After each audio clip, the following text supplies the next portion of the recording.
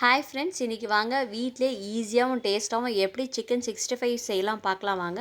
அதுக்கு நான் சிக்கனை இந்தமாரி கட் பண்ணி எடுத்துருக்கேன். 1/4 ஸ்பூன் வந்துட்டு மஞ்சத்தூள் சேர்த்துருக்கேன்.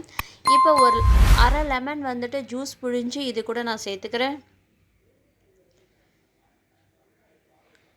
இப்போ வந்துட்டு இஞ்சி பூண்டு பேஸ்ட்டு வந்துட்டு 1 ஸ்பூன் சேர்த்துக்கிறேன். தனி மிளகாய் தூள் வந்துட்டு 1 ஸ்பூன் சேர்த்துக்கிறேன்.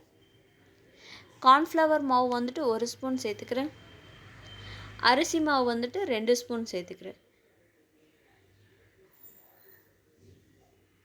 இது வீட்டில் ட்ரை பண்ணி பாருங்கள். இந்தமாரி நம்மளே வந்துட்டு மசாலாலாம் சேர்த்து செஞ்சால் நல்லாயிருக்கும். இப்போ வந்துட்டு சிக்கன் 65 மசாலா வந்துட்டு நான் சேர்த்துக்கிறேன்.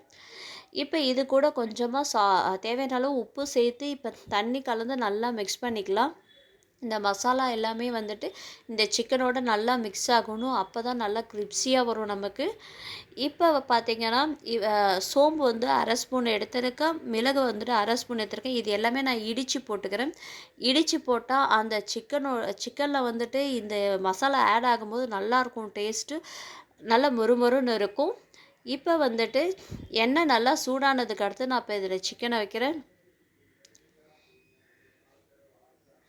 இது நல்லா பொரிஞ்சு வந்துச்சுங்க பாருங்கள், நல்லாவே வெந்துடுச்சு. இது அழகாக உங்கள் வீட்டில் செஞ்சு பாருங்கள். செஞ்சு பார்த்துட்டு கமெண்ட்ஸில் சொல்லுங்கள். கண்டிப்பாக இந்த சேனலை சப்ஸ்கிரைப் பண்ணுங்கள். இது ஈஸியாகவும் இருக்கும், டேஸ்ட்டாகவும் இருக்கும். ட்ரை பண்ணி பாருங்கள். Thank you friends.